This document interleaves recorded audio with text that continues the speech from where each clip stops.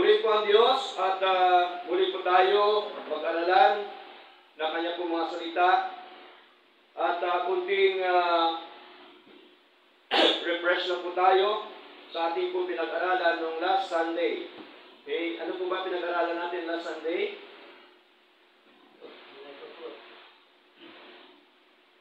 God destroyed the Sodom and Gomorrah. So, lahat po natin pag-aralan po ngayon, puro mga nangyayari during the time. No? At alam po natin na ang mga nangyayari noong unang panahon ay hindi po maiwasan na minsan related po sa buhay ng isang tao sa mundo ito. Tama po? Sa panahon po natin ngayon. No? Related po talaga. Okay? Wala po ibig sabihin, naranasan nila noon, ngunit naranasan din po ng mga tao ngayon. Okay? Kaya, ito po ang isa sa pinaka-paborito ko pong history o istorya. Ito pong buhay po ni Joseph. Okay? Yung buhay ni Jose. So, kilalanin muna natin kung saan ba nanggaling si Jose. Okay? Siya po ba ay nanggaling sa ibang tao o siya po ba ay ang pinanggalingan niya ay ganun din ng mga lingkod ng ating Panginoon. Now, ang lahi po ni Jose, mga kapatid, siya po ay apo sa tuhod ni Abraham. Diba? At siya naman po ay apo ni Isaac. Tandaan po natin, si Isaac anak po ni Abraham. At ang anak naman ni Abraham ay si Jacob. Na si Jacob na ito po yung ama ni Jose. Nakuha niyo po ba, mga kapatid? Okay? Kaya, sila magkakapatid, ilan po sila magkakapatid? 12. No? 12. Okay? 12 po sila. Pero silang 12, iba-iba po yung nanay. Tama? Okay? Sila pong dalawa magkapatid, ang nanay nila si Raquel. Ang kapatid po ni Joseph sa nanay ay si Bunso. Sino po yung pinaka-bunso? Benjamin. Sila po yung magkapatid sa nanay ng pangalan ng nanay nila, si Raquel. So, iba doon na kapatid, si ibang nanay po yun. Okay? So, kung ating pag-aralan, mahabang istorya po yun, atin lamang kung iklian yung ating pangangaral po ngayon. Kasi kung atin itong babasahin po lahat, malagay ko, mga 1 linggo tayo dito. Ha? So, hindi naman po pwede yun. Kailangan tama lang natin sa oras. Okay? So, kung meron kayong tanong mamaya, kahit po mga 1 araw tayo, magtanungan. Okay lang po yan. Basta after ng service na po. Okay? Kasi may oras po tayong hinahabol. Siyempre, yung ating pinagkasunduan po sa Lord. Okay? Now, ito pong si Jose, mga kapatid, 17 lang po siyang taon na nag-aalaga ng mga tupa. Siya pong tagapag-alaga ng mga tupa during the time. Kasama po ang kanya mga kapatid. Ngayon, ito pong si Jose, mga kapatid, tandaan po natin, siya po ay isang masipag na tao. No? Iba po talaga yung masipag, lamang po. Tama po?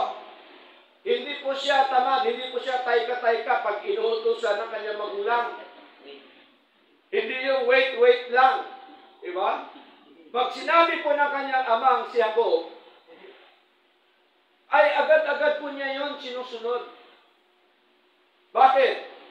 Tandaan po natin, si Jose, mahal po siya ng kanyang amang si Jacob. Ano po bang binigay ni Jacob kay Jose? binigyan siya ng coat na makulay. Gustong-gusto ni Jose po yun. Kaya nung binigyan siya, mahal na mahal din niya yung kanyang ama. Kaya ang ginawa, kung anong utos ng ama sa kanya, sinusunod po niya. Okay? Nung minsan, inutusan siya na tingnan ang mga kapatid doon sa Shechem. Dahil mga kapatid yan, nandoon lahat. Okay? Hindi ko nagdalawang isip si Jose. Pinuntahan po niya. At pagdating niya sa Shechem, hindi niya nakita ang kanyang mga kapatid. Pumunta pa siya doon sa Dotan. Malayo pa. Okay? Hanggang siya nakita siya ngayon. Nung nakita siya sa malayo, meron palang galit ang mga kapatid sa kanya. Nabuo yung galit. Bakit nagalit yung mga kapatid? Kasi sinabi niya yung kanyang panaginip. Di ba?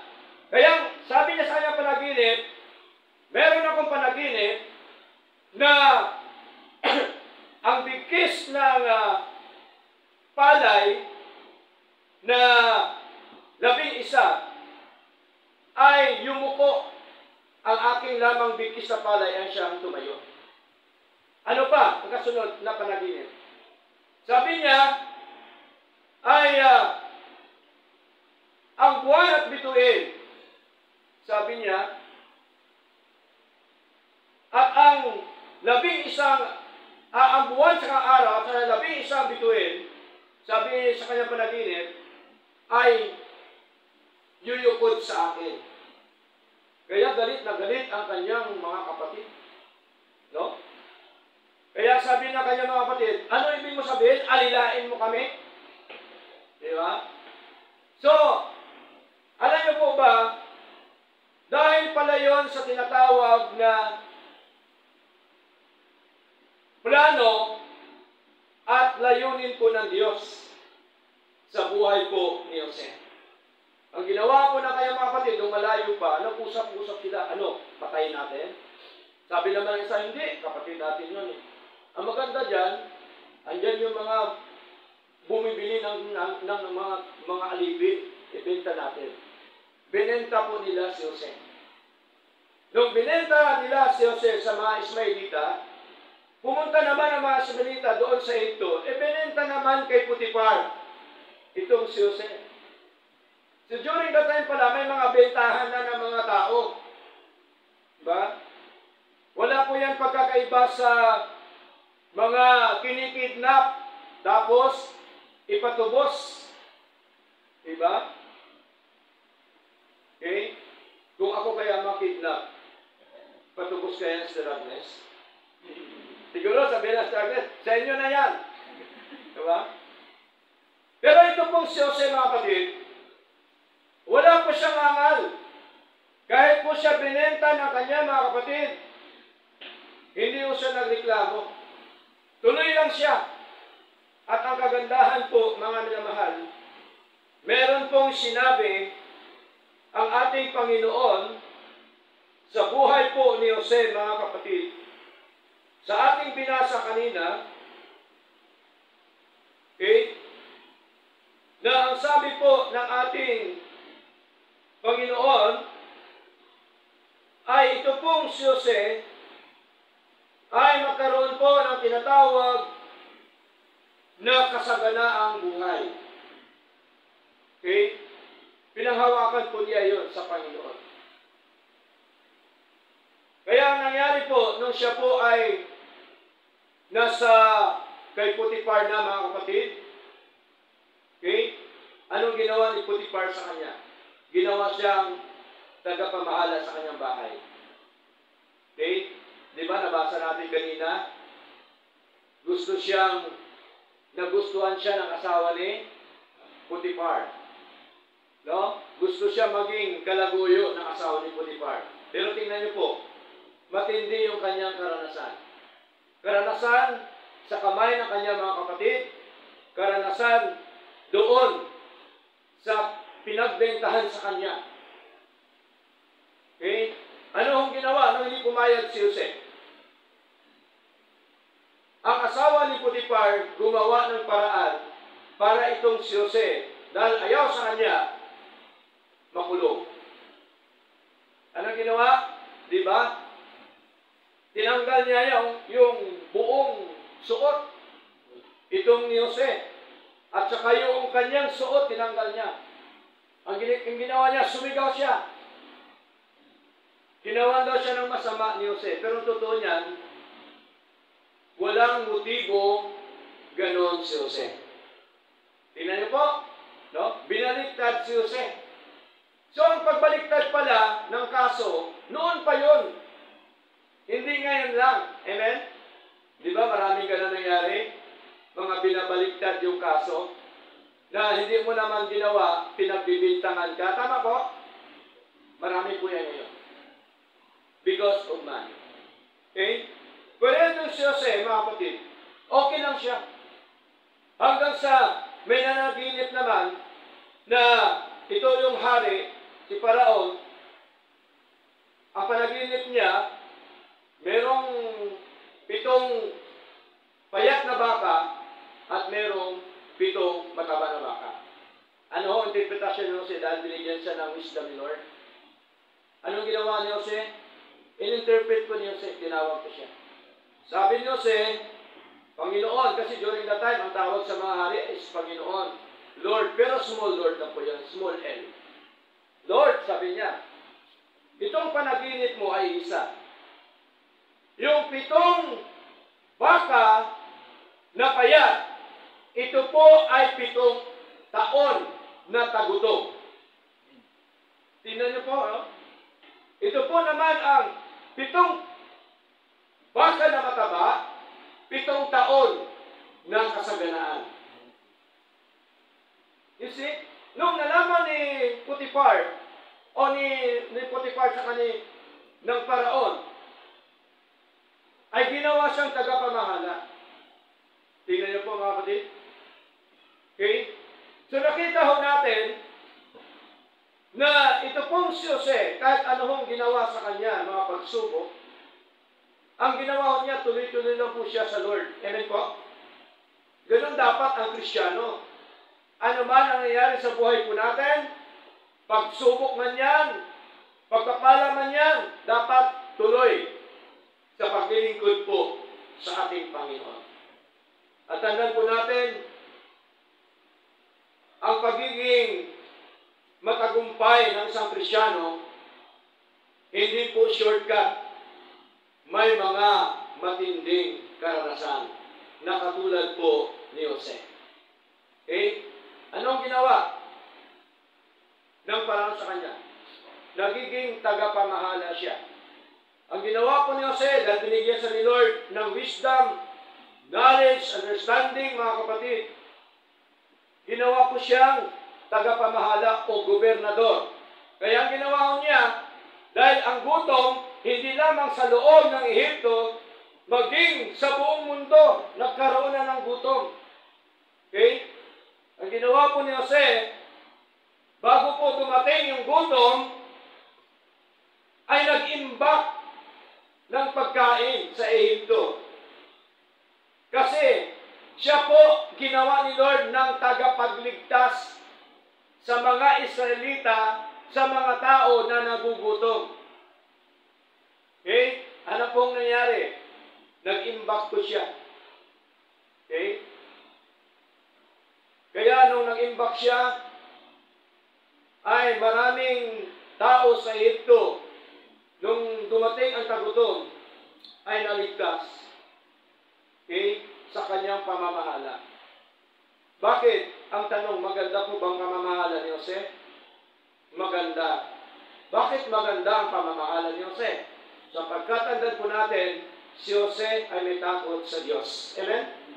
Si Jose ay mananampalataya ng Panginoon.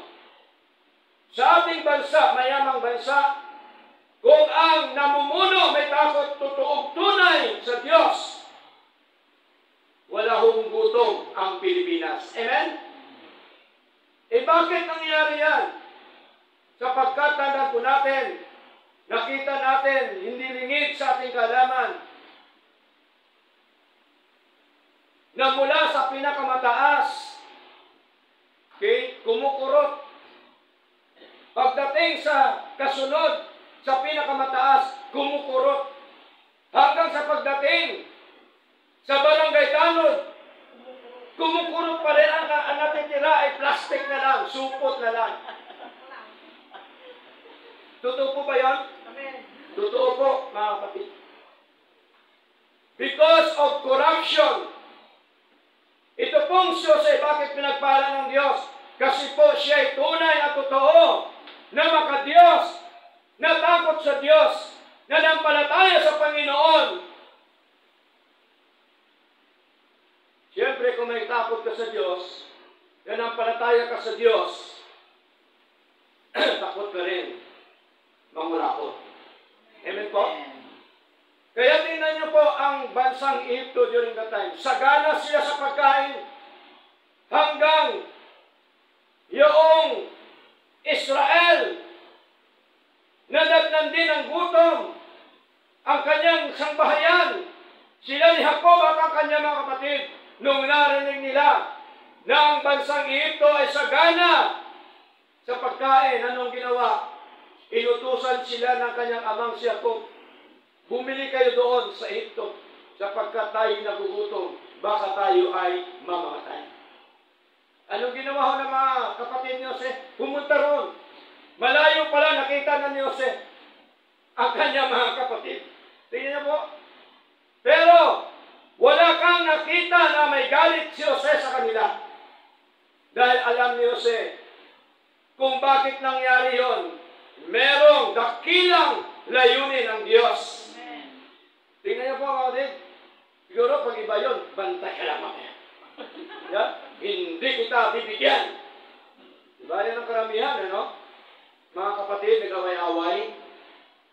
Mga kapatid, minsan nagkapatayan dahil sa kayamanan, dahil sa pera, dahil sa lupa. Diba? Kaya, pagka pumunta ka sa mga hearing, karamihan doon mga lupa, away-away, mga kapatid. Mga mahal sa buhay, nag-away-away. Okay?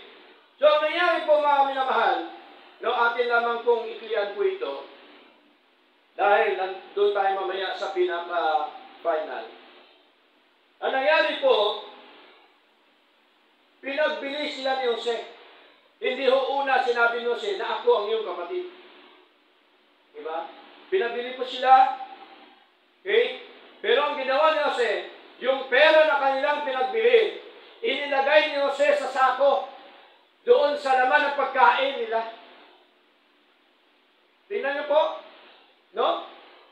Si Jose, imbes na magalit sa kanila, anong ginawa ni Jose? Naawa pa po sa kanila. Ganun po ang ugali ng isang mananampalataya na may takot sa Diyos. Amen po? Ano ang nangyari? Tuwang-tuwa sila dahil nakabili sila. Nung umuwi sila sa Israel, binuksan nila yung sako na kanilang binili. Nakita nila, bakit nandito pa yung pera na binayad namin? Natakot sila, baka daw sila, pagbalik nila ulit, hindi na sila magbibilay pa. Okay? So, bago po yun mga minamahal, silang binigyan ng Jose, tinanong pa po sila ng Jose, meron pa ba kayong isang kapatid na bunso? Sabi ng mga kapatid niya, meron po. Anong pangalan? Si Benjamin. Pero alam na po ni Jose yun. Hindi siya kilala eh. Kasi gobernador na siya. Okay? Pagka gobernador ka kasi ng isang bansa, napakalaki yung singsing, no? Ibig sabihin, ikaw ang kinikilala po ron. Ikaw ang sinusunod ng buong Ehipsyo. Ngayon ang ginawa po, yun na nga, bumalik sila ulit. No?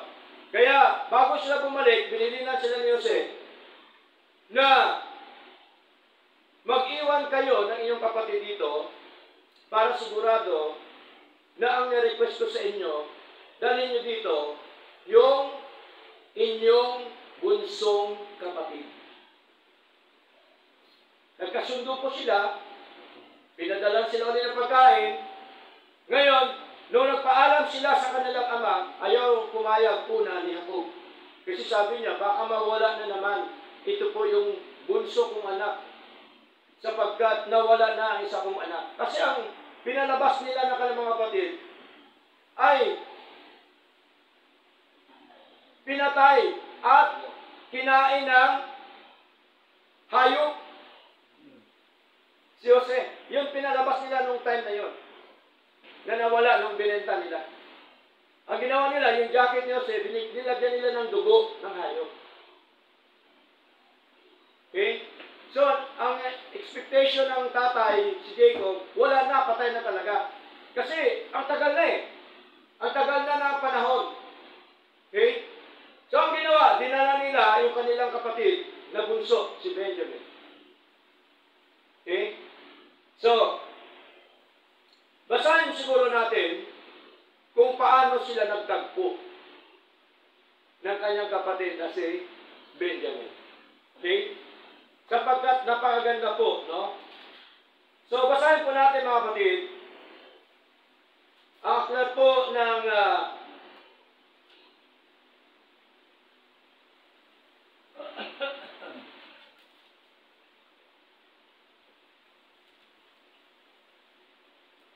okay?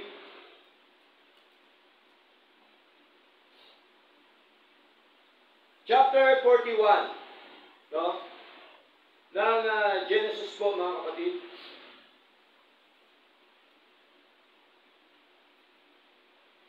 Okay?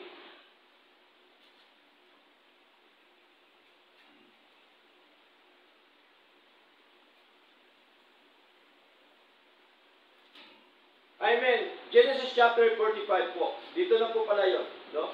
Sa dulo. Genesis chapter 45, verse 1 up to verse 8. Sabi ko dito sa wikang Tagalog, na magkagayon ay hindi nakapigil si Jose, no? Sa harap nilang lahat na nakatayo sa sitting niya. Nakatayo kasi lahat yung kanya mga kapatid. Okay? Kaya sabi ko dito, at sumigaw si Jose.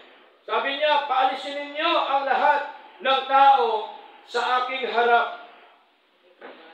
At walang taong tumayo na kasama niya, samantalang si Jose ay napakikilala sa kanya mga kapatid.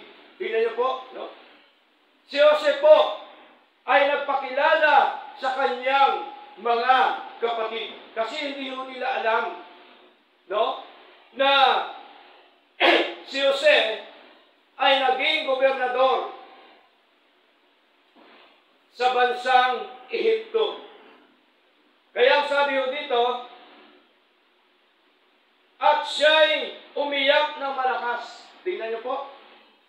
Si Jose, nung nakita niya ang kanyang mga kapatid, siya po'y umiyak ng malakas, mga minamahal. Ibig sabihin, wala siyang itinanim na galit sa kanyang mga kapatid na kahit ganon ang ginawa sa kanya, siya po'y ibinenta at pinalabas niya sa kanilang ama na siya daw ay namatay, kinain ng hayop. Pero kahit kailan si Jose po hindi ho nagtanim ng galit sa kanyang mga kapatid. Si Jose ay tuloy lang ang kanyang paglilingkod sa Lord.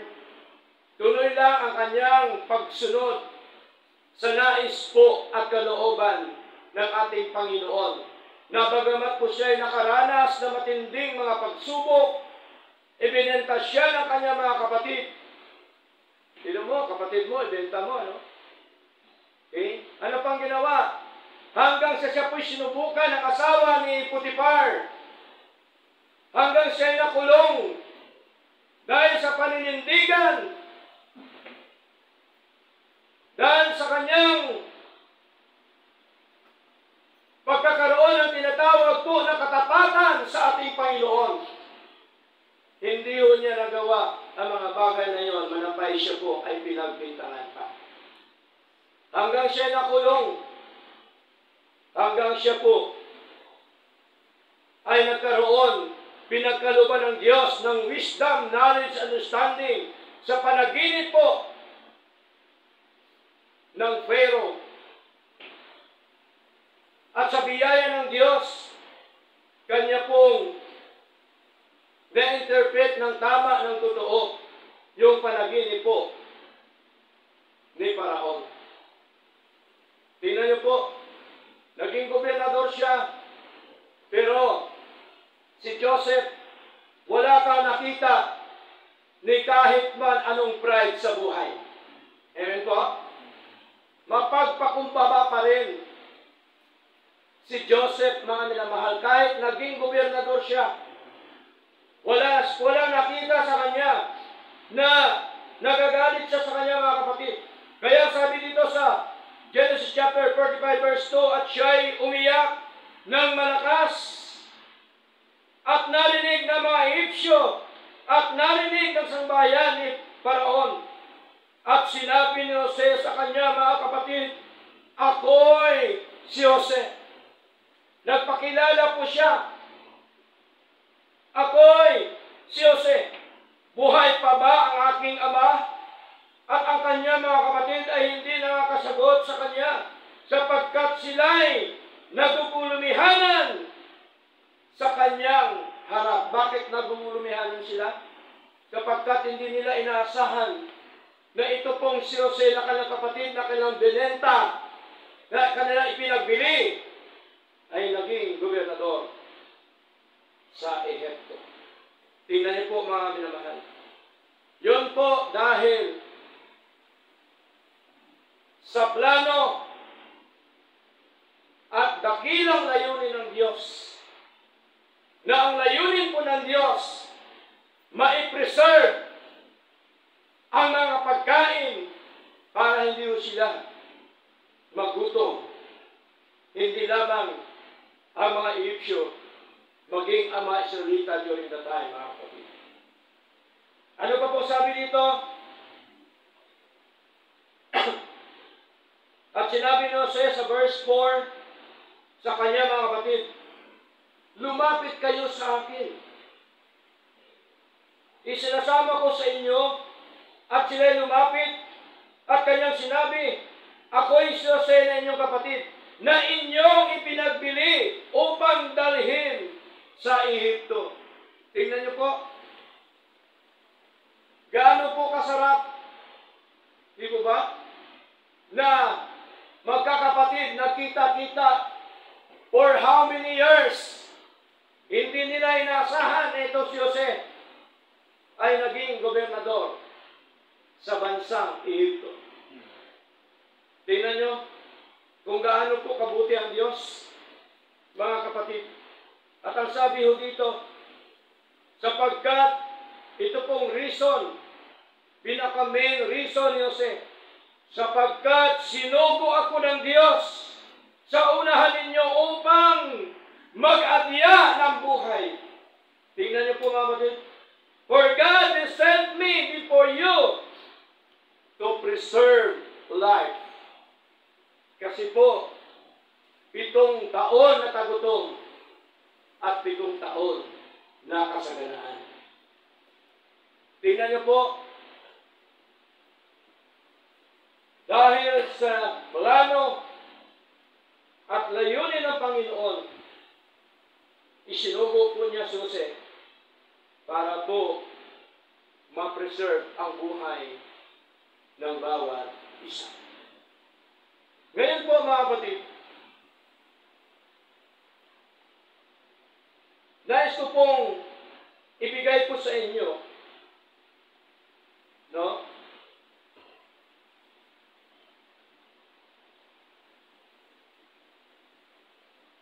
There are 5 lessons we can learn from the life of Joseph. May mga aral po dito na meron tayo makuha. Napakarami po, pero 5 lamang po yung aking ibigay ko sa inyo. No? Mga aral para sa atin po, mga kapatid. Number 1, obeying God and your parents is important. Mahalaga ang pagsunod sa Diyos at saka sa ating magulang. Amen po? Tandaan po natin, maraming tao ngayon na hindi sumusunod sa magulang, lalo ng henerasyon po ngayon. Amen po? Bakit? Kasi hindi muna nila sinunod si Lord. Amen po? Kasi imposible po talaga na sumunod ka sa magulang hanggat hindi mo una sundin yung ating Diyos. Ganito po ang nangyari kay Jose. Siya po'y sumunod sa Diyos, and then siya po'y sumunod sa kanya magulang. Anong utos na kanya magulang siya po? Puntahan mo ang iyong mga kapatid. Sumunod po si Jose agad. Kaya, si Jose po ay hindi tamad. No? Maraming Kristiyano ngayon, tamad. Diba? Tamad magbasa, nagsalita ng Diyos, tamad manalangin, tamad pumunta sa church. Alam niyo po ba, ano po ang sabi ng ating Panginoon tungkol sa tamad? Basahin po natin. Okay? Si Agnes, pakisuyo ng isang New Testament. Dito po kasi klaro, no? Sa aklat po ng Hebreo, chapter 6. Ano po ba ang sabi po ng ating Panginoon? Hebreo chapter 6, verse 10 up to verse 12. Sa wikang Tagalog, sapagkat ang Diyos ay hindi di matuwid upang limutin ang iyong gawa at pagpapagal ng pag-ibig na inyong naipakita tungo sa kanyang pangalan, dahil kayo ay naglilingkod sa mga santo at naglilingkod pa rin. Pag sinabi po naglilingkod sa santo, ibig sabihin mga na-born again na, mga mananampalataya, hindi yung santo na nakadikit. Amen po? No, baka ma-misinterpret po natin. Okay? Verse 11, at ninanais namin na magpakita ang bawat isa sa inyo ng gayon ding pagsisikap sa lubos na katiyakan ng pag-asa hanggang sa katapusan. So, ang pagsisikap pala hanggang sa pagdating ng Panginoon. Amen? Ang paglilingkod sa Lord hanggang sa pagdating ng Panginoon. Kaya madalas ko po sinasabi na ang paglilingkod sa Diyos hindi lamang isang araw, isang buwan, isang taon, 10 taon. Ang paglilingkod sa Diyos ay lifetime. Amen po? Lifetime. Habang nabubuhay ka, dapat paglingkuran mo yung Diyos na buhay. Verse 12. Sabi dito ni Pablo, upang kayo ay hindi maging mga tamad. No? Masakit pero totoo yan, mga kapatid. Ayaw ng Diyos ng tamad. Amen? Kaya lahat yan may process ang blessing ni Lord. Amen po? Hindi lamang po isang ganun lang, nandiyan na. May process yan, may ginagamit si Lord. Okay? Lahat yan kayang gamitin ni Lord para tayo datnan ang pagkapala. Amen po? Ano pang sabi dito? Upang kayo ay hindi maging mga tamad. Tingnan nyo, hindi pa natin naranasan ni Joseph. Di ba? Si Joseph po naging masipag, sumusunod sa Panginoon, sumunod sa magulang. At ang sabi pa po dito, kundi mga tagasunod sa kanila na nasa pamamagitan ng pananampalataya. So dapat ang sundin natin yung mga mananampalataya. Amen po? Bakit? Sapagkat kung ang ating kasama lagi ay hindi mananampalataya, may tendency ng iyong pananampalataya ay lalamig. Amen po? Pagka lumamig na yan, ano na pong nangyari? Wala nang lasa ang iyong paglilingkod sa Lord. Pag wala nang lasa ang paglilingkod sa Lord, nanghihina ka na. Pag nanghihina ka na, hanggang mamatay na ang iyong fellowship sa Lord. Amen po? Katulad po ng prodigal son, patay ang kanyang fellowship sa kanyang ama. Amen po? Noong nangyari po, na siya po ay umalis.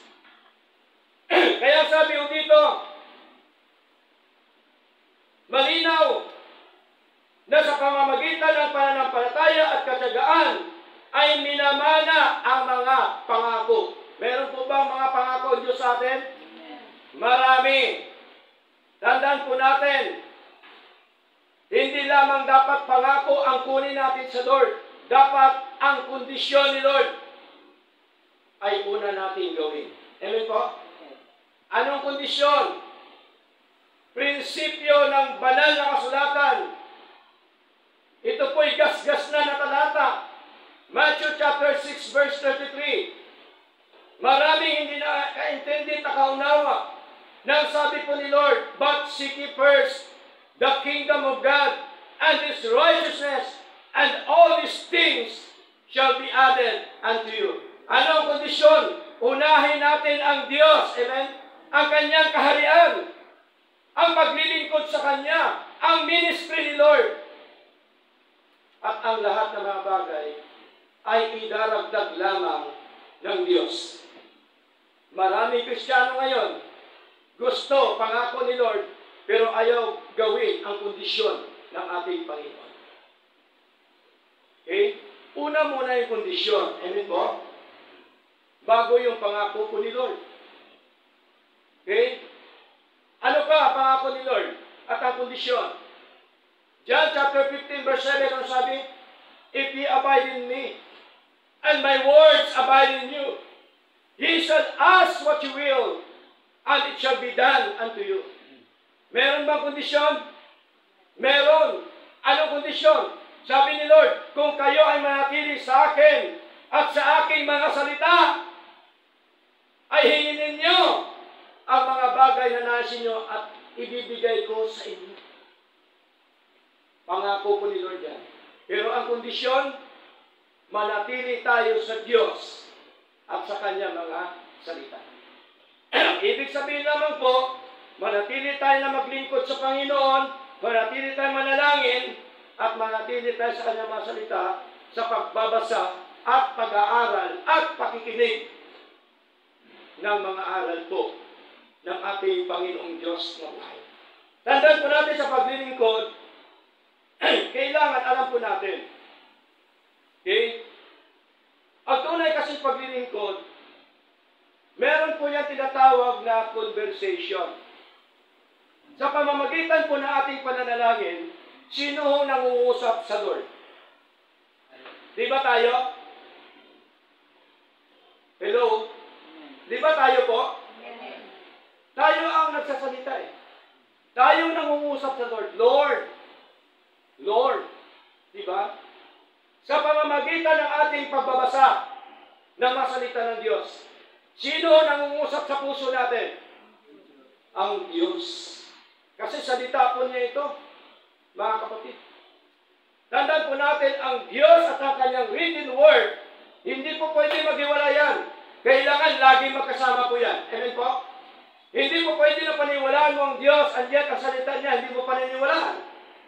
Mali po yun. Kailangan kung ikaw naniniwala sa Diyos, naniniwala ka rin dapat sa mga salita po ng Diyos. Okay? Kaya paniwalaan natin dalawang word. Living word at saka written word. Okay? So malinaw po mga kapatid. Ano pa po? Sa ating pag-aaral nito, napakalaga na tayo po ay sumunod sa ating Panginoon. Tagasunod tayo dapat ng ating Diyos. Ephesians chapter 5. Basahin po natin mga kapatid. Ephesians chapter 5 verse 1. Sa Tagalog, para malinaw po, hanggang verse 2, kayo sa mga tuwid ay maging mga tagasunod ng Diyos, gaya ng minamahal na mga anak. Kung anak tayo ng Diyos, dapat sumunod po tayo sa Diyos. Amen po? At lumakad sa pag-ibig gaya ni Kristo rin na umibig sa atin. At ibinigay ang kanyang sarili para sa atin bilang isang handog at hain na babangong samyo sa Diyos. So malinaw po yan. Ano naman po ang isang anak. Okay? Sa magulang. Ephesians chapter 6 verse 1. Sabi ni Pablo, mga anak, tumalima sa inyong mga magulang sa Panginoon. Tingnan niyo po, malinaw po. Sapagkat ito ay matuwid. So, mahalaga bang tumalima sa magulang? Mahalaga po. Okay? Ano pang sabi? Igalang ang iyong ama at ina. No, maraming mga bata ngayon, wala nang kagalang-galang. No? Maraming bata ngayon, marami kagulang-gulang. No? Ano pa sabi dito? Igalang iyong ama at ina, na ito ay ang unang kautusan na may pangako. Pagka ginalang mo yung ama at ina, ano po ang magiging epekto sa buhay po ng isang anak? Verse 3, upang ito ay makabuti nawa sa iyo, at ikaw ay mabuhay nawa ng mahaba sa lupa. Totoo po ba yun ang payo ni Pablo? Totoo po. Kaya marami ngayong mga bata ayaw makinig sa magulang. Anak, sabi ng magulang, huwag ka na anak maglasing. Okay lang. Huwag ka na anak umalis ng gabi na. Ayaw makinig sa magulang, ano nangyayari? Na-aksidente. Na-baril. Diba? Nasalpok ang minamaneho. Maraming klase ano ang nangyayari, mga kapatid. Dahil hindi sinusunod ang magulang. Okay? So, mahalaga. Ganon din po si Jose. Ano pa po? Number 2. Do what is pleasing to God regardless of the consequences. Tingnan niyo po. Ginawa pa rin ni Jose ang mga bagay na nakalulugod sa Diyos. Mahalaga po yan. Ano man ang nangyayari sa buhay natin, dapat gawin natin yung nakalulugod sa Diyos. Kaya sabi po sa 1 Corinthians chapter 10 verse 31, sabi ni Pablo, whether therefore ye eat or drink, or whatsoever you do all to the glory of God. Amen? Whatsoever you do all with the glory of God. Kaya paglilingkod sa kalulhatian po ng Diyos, hindi po sa kalulhatian ng pastor. Amen?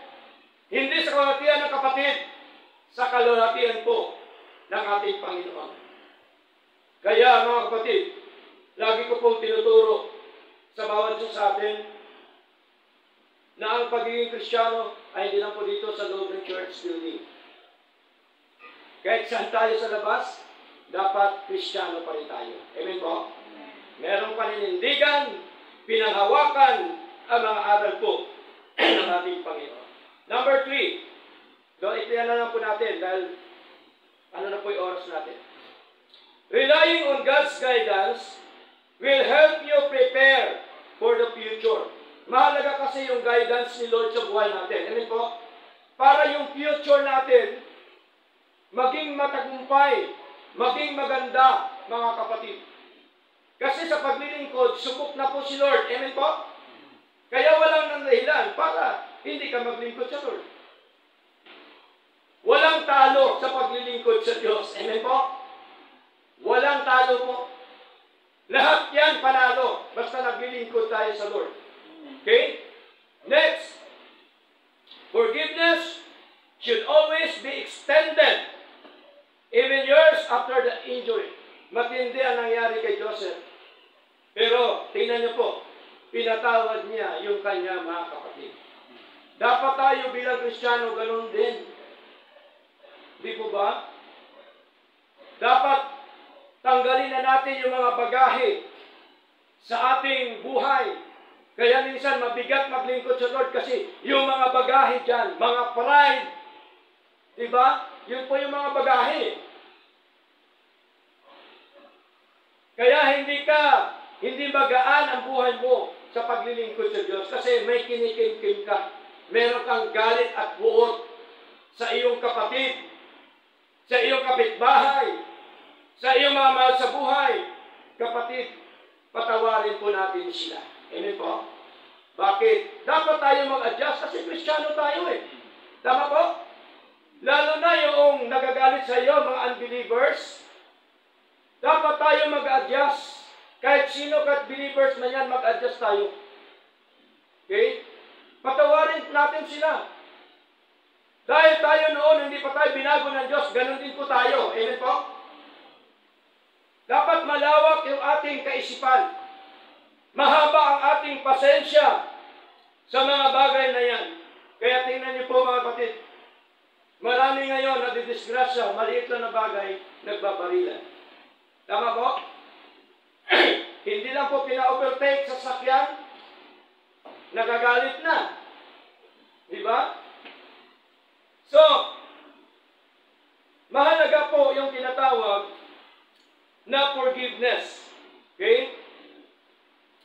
Now, ano pa po ang sabi ng banal na kasulatan, mga kapatid? Unang ating outline, unang ating pag-aaral ngayon. Number 5, God is sovereign over the darkness moments of our lives. Soberano po ang Diyos. Pag sabing soberano, ibig sabihin makapangyarihan ng Diyos. Kaya po niyang gawin ang lahat ng mga bagay na nais po niya. Hindi po natin nais. Amen po? Isaiah chapter 46 verse 10. Ano sabi doon? Sabi ni Lord, my counsel shall stand, and I will do all my pleasure. Tatayo ang payo po ng ating Panginoon. At nagagawa niya ang buo niyang kaligayahan. Hindi o kaligayahan natin. Amen po? Kanyang kaligayahan. Ibig sabihin, nagagawa niya ang gusto niya na walang nagdidikta sa kanya. Amen po? Dahil siya po ay soberanong Diyos. Okay? So malinaw po yan mga kapatid. Sapagkat ang sabi po dito sa Psalms chapter 23, no?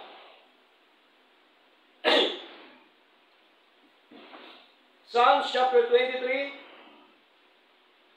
basahin po natin verse 4. Sabi nyo dito, sabi ni David, o bagaman ako'y lumalakad sa libis o libis ng lilim na kamatayan, wala akong kakatakutang kasamaan, sapagkat ikaw ay sumasa akin, ang iyong pamalo at ang iyong tungkod ay nagsisialiw sa akin. So malinaw, no? Yung tungkod ng ating Panginoon, mga kapatid, at pamalo ng Panginoon, nasa atin po. Na ang tungkod pong ito ay walang iba, kundi ang mga salita po ng Diyos. Ang kapangyarihan ng Diyos ang siyang umiiral po sa atin. Amen po? Hindi po ang kapangyarihan natin. Kaya huwag tayong matakot. Sa mundo po ito natin ginagalawan, mga kapatid, katulad po ni Joseph, napakatindi ang kanyang naranasan, subalit dahil po sa kanyang takot sa Panginoon, sa kanyang pananampalataya sa Panginoon, lumalakad po siya nakasama ang Diyos. Lumalakad po siya nakasama po ating Panginoon. Ang tanong, bago tayo magtapos, naging matagumpay po ba ang buhay ni Joseph? Naging matagumpay. Ganun din po sa atin, mga kapatid. Sa ating paglilingkod na ito, alam ko po, na iba't ibang klase ang mga problema suliranin na atin pong nararanasan po ngayon. Amen po? Subalit tandaan po natin, kailangan natin yung ating Diyos. Kailangan natin na maglingkod tuloy-tuloy sa ating Panginoon. Ayaw po ni Lord ng ating paglilingkod ay katulad po ng ningas kugon lang Amen po? Meron kasi Kristiyano, ningas sugon lang eh. Pagka pinagpala, dalo. Pagka pinapalo, hindi na dalo. Dapat, pinagpala ka man ni Lord o pinapalo ka ni Lord, ang tunay na Kristiyano, nagpapatuloy yan sa paglilingkod sa Panginoon. Diba? Kaya hindi tayo naniniwala na mga aral ng marami ngayon, once na ang simbahan mo, ikaw ay mahirap, hindi ka sa Diyos. Hindi po totoo yan. Marami po ngayon yan, nangangaral. Prosperity gospel. Okay? Si Jesus Christ ba, nung pinanganak, mayaman? Diba? Hindi naman eh. Okay? Kaya lang nila sinasabi yon para sila mangulimbat sa simbahan. Tama po? Dito po, hindi ganun. Dito, hindi pinag-usapan ng pera. Amen? Ang pinag-usapan dito, aral ng Diyos. Okay? Walang involved na pera po dito, mga kapatid. Pastor, sa pagsamba nyo pala, walang giving. Meron, siyempre. Ang giving, cheer for giving. Amen? Galing sa puso. Sa iyong kapasyahan, ang pagbibigay. Kasi hindi naman si pastor managot yan, kundi ikaw. Ikaw naman yan managot sa Lord. Amen po? Ang paglilingkod sa Lord, individual. Hindi by family. Hindi by partner. Diba? Hindi husband and wife. So malinaw po mga kapatid, tuloy-tuloy lang po tayo sa paglilingkod sa Diyos. Tandaan po natin, para maging matagumpay ang buhay natin, paglingkuran natin ang ating Diyos. Na ang motibo po, hindi material na bagay. Ang motibo, tunay at totoo na paglingkuran mo yung ating Diyos na buhay. Ang kasunod noon, pagpapala po ng ating Panginoon. Uli po ang ating Diyos, at tayo lahat po ay tumayo at awit po sa